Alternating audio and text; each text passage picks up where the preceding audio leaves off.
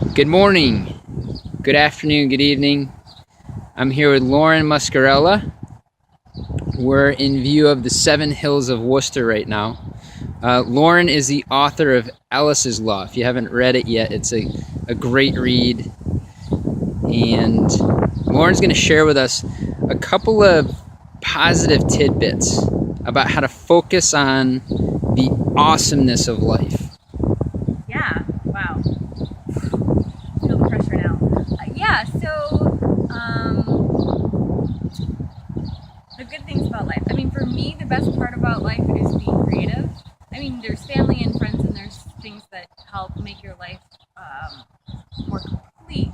But for me, I feel the best. I feel the best version of myself when I'm being creative, and for me, that means writing. So every single day, I write 2,000 words about. I spend maybe roughly an hour a day. I'm always working on a new project, or sometimes it's just writing for me.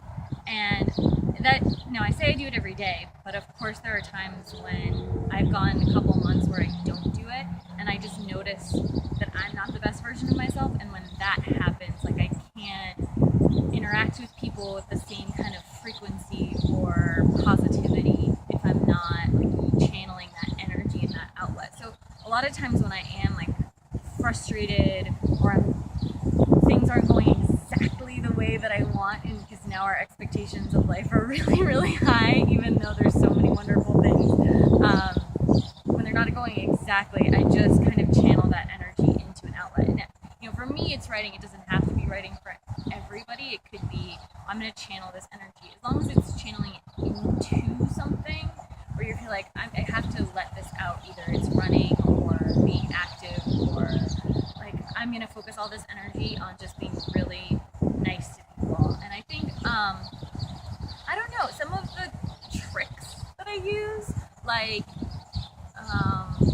I don't even necessarily fully understand them myself, but I know that they work. Like, being really kind to people feels better at the end of the day than letting your frustrations out in an aggressive way that's unhealthy, and then you like feel your wrath, and then that comes back to you. And it's like, I can't necessarily explain why that cosmically or energy wise works, but it always does. And I do, when I kind of veer off in like the wrong direction, or I'm really frustrated, I talk to myself usually, but like I'll say, and I'll just, instead of making lists in my head of like what's going right, I'll kind of like talk myself into like, okay, these are all the positive things. Is everything okay right now? Is everyone safe? Is everyone healthy?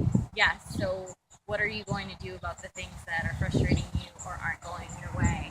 And I think that the stupidity of how crazy it sounds to talk to yourself out loud kind of just instantly brings me back down of like, yeah, everything's going to be fine. I have a plan. All I can do is do my best and hope for the best. And I can't overthink it or dwell on it. And I think just from learning that it takes so much energy to worry and stress, and it doesn't help bring you anywhere, that I've tried to eliminate those things consciously, not unconsciously. Like, oh, I'm just not going to stress out. But then you're just masking feelings, and you're putting them further down, and you're not letting them come out. So yes, that's my take. Awesome. Thank you so much. And on this blog, as you just mentioned, Lauren, it's important to, no matter what moment you're in, to seize every moment. So thanks again. Absolutely. Thank you. Thanks for having me.